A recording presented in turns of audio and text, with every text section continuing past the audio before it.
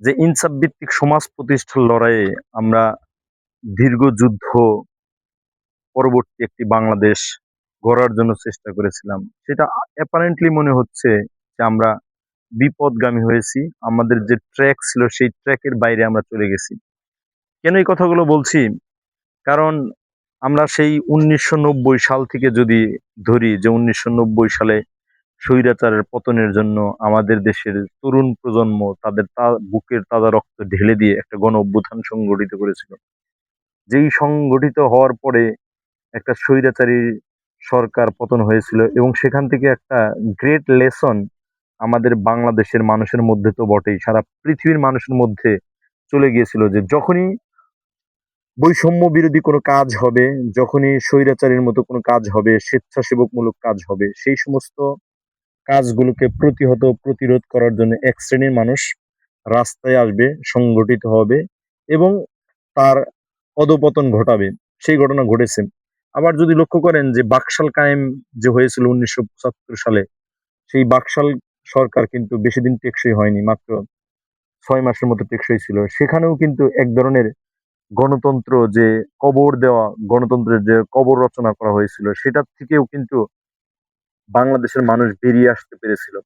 তারই প্রেক্ষিতে আজকে সারা বিশ্বের মধ্যে একটা নবজাগরণের যে স্পিরিট, সেই স্পিরিটের আলোকেই কিন্তু ২৪-এর গণ অভ্যুত্থান সংগঠিত হয়েছিল।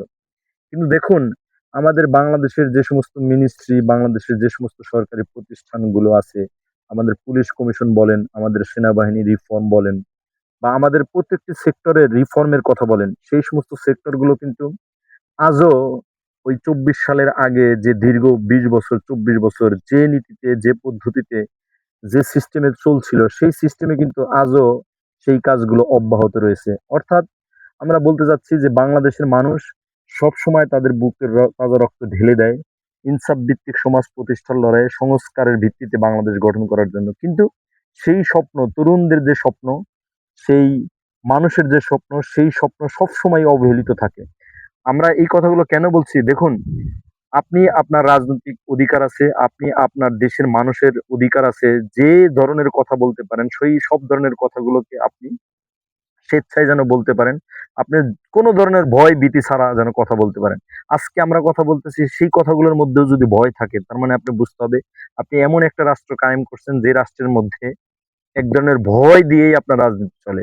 এই যে এনসিপির উপরে যে এক ধরনের নেক্কারজনক হামলা হইলো, এই হামলার কিন্তু আমরা তীব্র প্রতিবাদ জানাচ্ছি। কারণ আপনি দেশকে যদি স্বয়ংসম্পূর্ণ করতে হয়, সংস্কার ভিত্তিতে আগাতে চেষ্টা করেন, তাহলে প্রত্যেকটি রাজনৈতিক দলের আপনার অংশগ্রহণ নিশ্চিত করতে হবে। যদি এটা না করতে পারেন, তাহলে যে গণতান্ত্রিক ভিত্তিতে একটা দেশ গঠন করার কথা, সেই দেশ কিন্তু গঠন করতে পারবে না। দেখেন, আমেরিকার মতো রাষ্ট্রে ডোনাল্ড ট্রাম্পের মতো একটা পাগলা প্রেসিডেন্ট, তার সিস্টেমটা এতটাই পাকাপোক্ত যে সে একবার ক্ষমতায় এসেছিল, তারপরে কিন্তু আরেকজন ক্ষমতায় আসলো, আবার সে ঘুরে ফিরে আবার সে ক্ষমতায় আসলো।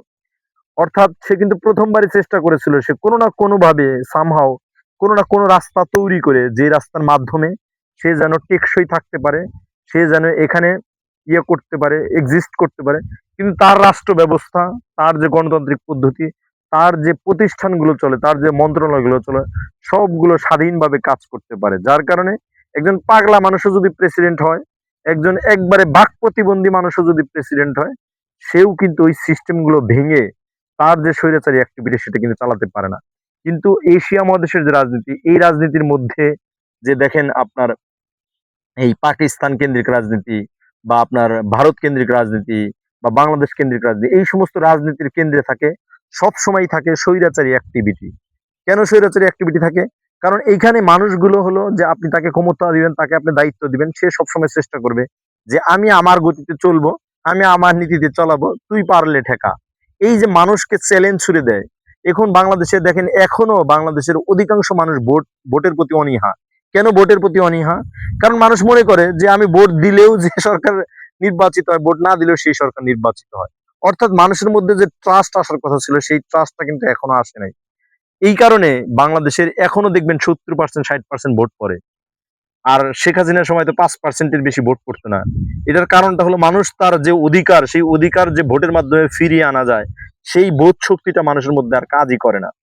সুতরাং যদি আমরা সংস্কার এবং ইনসাফ ভিত্তিক সমাজ প্রতিষ্ঠার লড়াই করার চেষ্টা করি, তাহলে প্রত্যেকটি দল, প্রত্যেকটি মানুষের যে অধিকার আছে, প্রত্যেকটি মানুষের যে ফ্রিডম অফ এক্সপ্রেশন আছে, সেইগুলোকে প্রকাশ করার জন্য সেই সমস্ত কাজ রাষ্ট্রীয় আকারে নিতে হবে। আপনি যদি চ্যালেঞ্জ ছুড়ে দেন, তুই পারলে এটাকে, আমি যা ইচ্ছা তাই করবো, তাহলে বাংলাদেশ তো এই আপনার 55-60 বছরে তো কোনোদিন পরিবর্তন হয়নি, আগামী 100 বছরে এই বাংলাদেশ পরিবর্তন হবে না।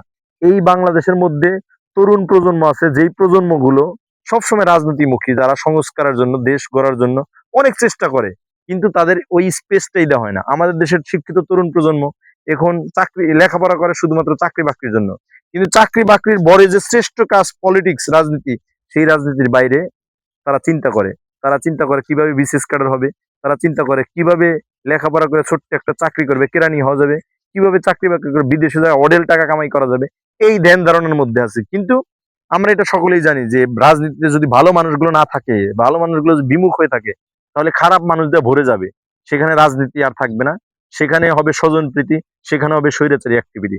সুতরাং যারা ক্ষমতায় অধিষ্ঠিত আছেন, যারা ক্ষমতার কেন্দ্রে আছেন, তাদেরকে আমরা করজোরে রিকোয়েস্ট করব, করজোরে বিনীত অনুরোধ জানাবো যে আপনারা দেশের সবগুলো প্রতিষ্ঠানকে গণতান্ত্রিক পদ্ধতি নিয়ে যান, এবং এই যে তুই পারলে ঢাকায়, এই নীতির বাইরে এসে কাজ করতে হবে। যদি এটা করতে পারে, তাহলে আমাদের দেশে যারা সচেতনমুখী জনগণ আছে, যারা শিক্ষিত জনগণ আছে, তারা দেখবেন রাজনীতির কাছে আসবে, এবং এই দেশটা এই 20 কোটি মানুষের যে গন্তব্য, সেই গন্তব্যে নিতে পারবে বলে আমরা বিশ্বাস করি। ধন্যবাদ।